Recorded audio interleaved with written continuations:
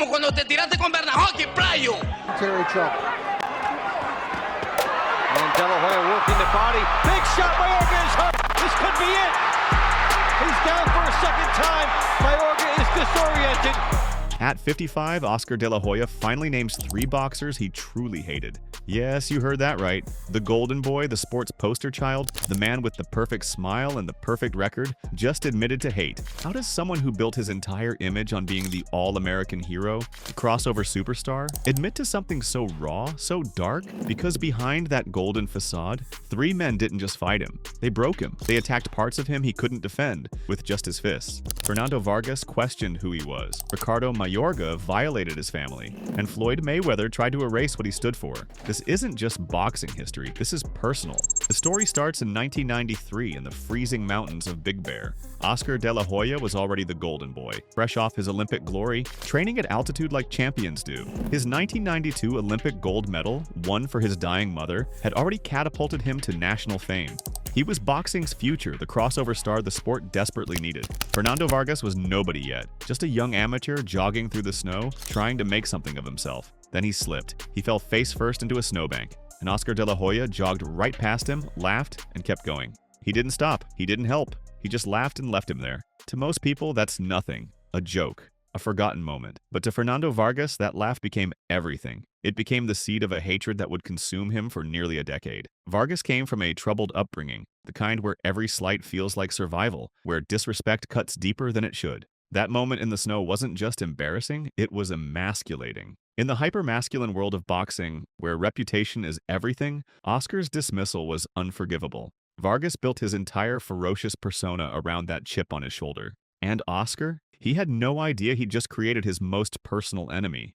Vargas didn't just want to beat Oscar. He wanted to destroy the idea of Oscar. He spent years building his case, brick by brick, insult by insult. He called Oscar soft. He called him fake. He questioned his manhood, calling him gay, saying he wasn't tough enough for the sport. But the worst part? He questioned Oscar's heritage. Vargas claimed he was the real Mexican warrior, the Aztec, the fierce one. He said Oscar was too posh, too polished, too pretty to represent their people. He painted himself as the authentic voice of Mexican pride and Oscar as the corporate sellout.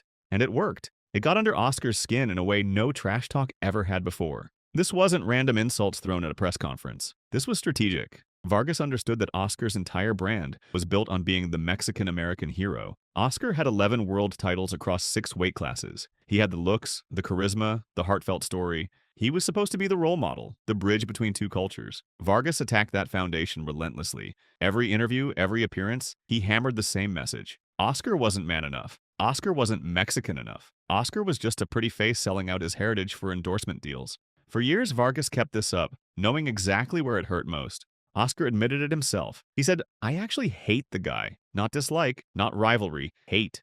He wrote in his memoir that Vargas's claim about being more Mexican than him got to him. It ate at him inside. It made him want to destroy Vargas, really hurt him. This was the first time Oscar ever felt that way about an opponent. Vargas had done something no one else could. He made the golden boy want blood. The fight was called Bad Blood, and the name fit perfectly. September 14th, 2002, at the Mandalay Bay in Las Vegas. The buildup was vicious. Vargas played his role perfectly, the fierce underdog, the hungry challenger. Oscar? He was silent fury. The press conferences were heated, both men openly discussing their hatred for one another. There was no pretending this was just business. This was personal.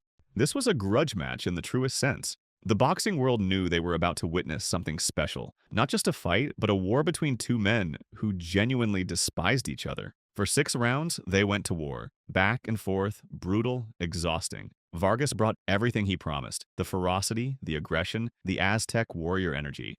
But Oscar's skill, his superior technique, his years of experience at the highest level, they all started to show. Then Oscar's skill took over. In the 10th round, he hurt Vargas badly, stunning him with combinations that showcased the difference between a good fighter and a great one. In the 11th, he ended him. A vicious left hook sent Vargas crashing to the canvas. But Oscar didn't stop. He unleashed a flurry of punches, trapping Vargas in the corner, pounding him until the referee had no choice but to stop it. Afterward, Oscar said something chilling. "I know it sounds brutal, but when I see blood, I want more." That wasn't a fighter talking. That was a man who finally got his revenge. That was years of pent-up rage, of enduring insult after insult, of having his identity questioned, finally exploding in one devastating performance. But the story doesn't end there. Because after the fight, the truth came out. Fernando Vargas, the self-proclaimed Aztec warrior, the man who built his entire identity on being tougher and more authentic than Oscar, tested positive for anabolic steroids. Everything he said, everything he stood for was exposed as a lie. Oscar didn't just beat him, he destroyed the myth.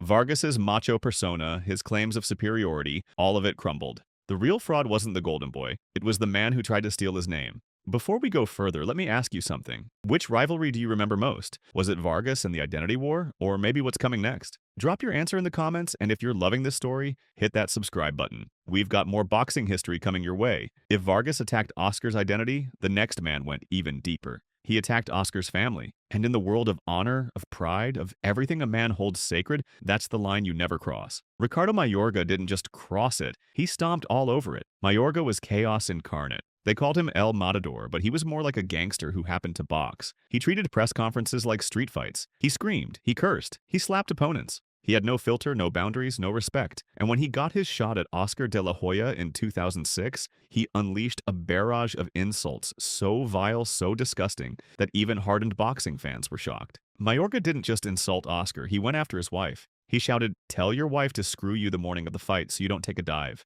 He insulted Oscar's son, Gabriel, over and over, bringing a child into a grudge that had nothing to do with him. He attacked Oscar's heritage, screaming, "You can't even represent your race." He called him a faggot repeatedly, using homophobic slurs like they were punctuation. And at one press event, Mayorga didn't stop at words. He walked up and slapped Oscar across the face, physically disrespecting him in front of cameras, media, and fans. This wasn't promotion. This wasn't hype. This was a man who had no idea what he'd just unleashed. The moment Mayorga brought Oscar's family into it, everything changed. Oscar was known as a family man. His image wasn't just the golden boy in the ring, it was the devoted father, the loving husband, the man who balanced fame with responsibility. Mayorga's insults weren't just offensive, they were a fundamental violation of everything Oscar held sacred. In boxing, you can talk about a man's skills, his courage, even his manhood, but his family? That's crossing a line that can't be uncrossed. And Mayorga crossed it repeatedly, gleefully without any sense of the consequences waiting for him.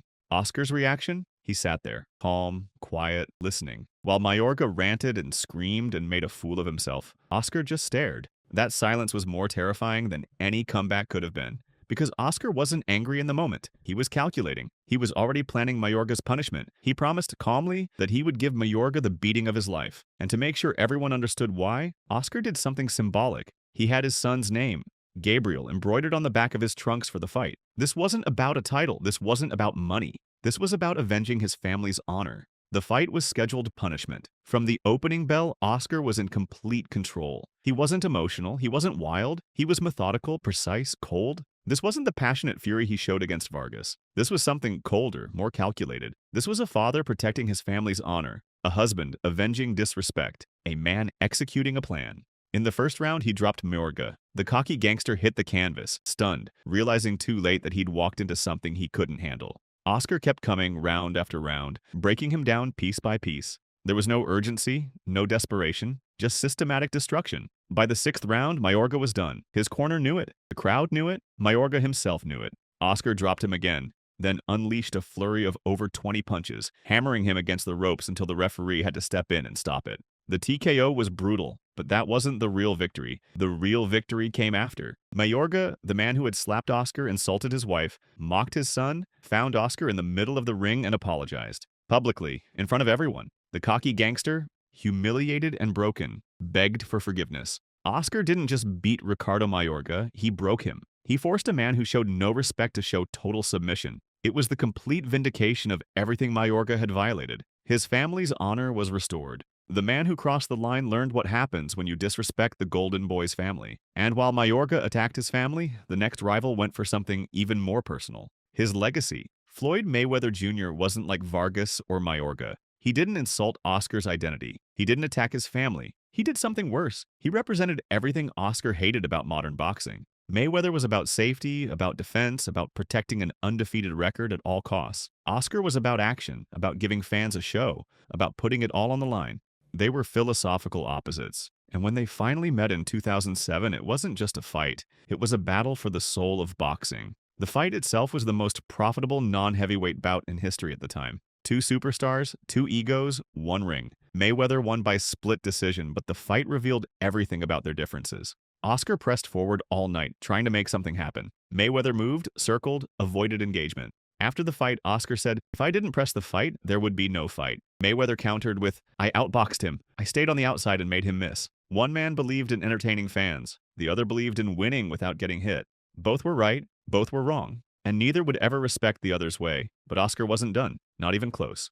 In 2015, after Mayweather retired, Oscar wrote something that would become legendary in boxing circles, a farewell letter, published in Playboy magazine, and it was ruthless. It started with sarcasm and quickly became an assassination. Oscar wrote, "Truth be told, I'm not unhappy to see you retire. Neither are a lot of boxing fans." Scratch that, most boxing fans. Why? Because the fight game will be a better one without you in it. That was just the opening shot. Oscar went after everything. He called Mayweather boring. He described Mayweather's final fight as a bust, a disaster, a snooze fest. He even joked that he used Mayweather's fights to help his kids fall asleep. Then he called Mayweather afraid. Afraid of taking chances, afraid of risk, afraid to fight the best when they were at their best. He accused Mayweather of lying about the Pacquiao fight, saying it came 5 years too late because Mayweather was too scared to take it when it mattered. Oscar's final judgment was brutal. He wrote, "You'll be remembered as the guy who made the most money. As for your fights, we've already forgotten them." This wasn't just trash talk. This was Oscar trying to define Mayweather's legacy for history.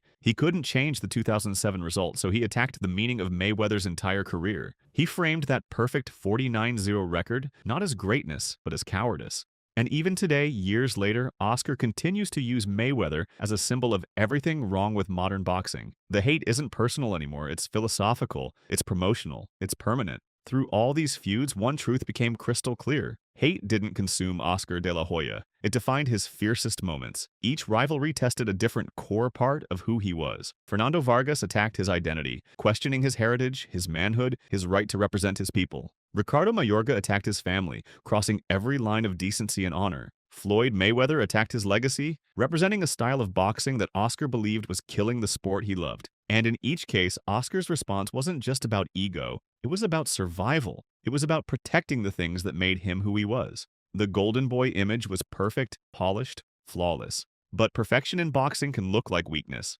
Oscar's rivals saw that golden facade as a target. They attacked it, tried to crack it, tried to expose something fake underneath. But what they found wasn't weakness. It was fury. It was honor. It was a man willing to fight with everything he had to protect his name, his family, and his legacy.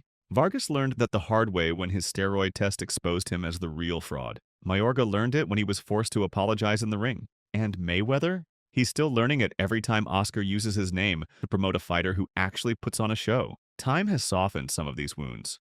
Vargas and Oscar's sons eventually fought each other, and in a strange way, that healed part of the feud. The fathers watched from the sidelines. No longer enemies, just two men who once hated each other watching their boys carry on a legacy. But the words are still there. The hatred is still documented. Oscar's admission, "I actually hate the guy," still echoes. His promise to give Mayorga the beating of his life still stands. His letter to Mayweather calling him boring and afraid is still out there for the world to read. These weren't just fights, they were statements. They were Oscar de la Hoya proving that beneath the gold, beneath the perfect smile and the crossover appeal, there was something raw and real. Something human. Something that could hate when hate was necessary. And in a sport built on pride, on masculinity, on the willingness to stand your ground no matter what, that hate wasn't a flaw. It was a feature. It was proof that the Golden Boy wasn't just an image. He was a fighter, a real one. Hate is temporary, but legacy isn't. Oscar de la Hoya's fury built his legend. His willingness to protect what mattered to him, whether it was his identity, his family, or his philosophy of the sport, made him more than just a champion. It made him unforgettable. So which rivalry do you think cut the deepest? Was it Vargas and the identity war? Mayorga and the family insults? Or Mayweather and the battle for boxing's soul? Drop your answer in the comments below. And if you love boxing stories like this, hit that subscribe button so you never miss the next one. Because when it comes to legends like Oscar de la Hoya, there's always another layer, another story, another moment of fury waiting to be told.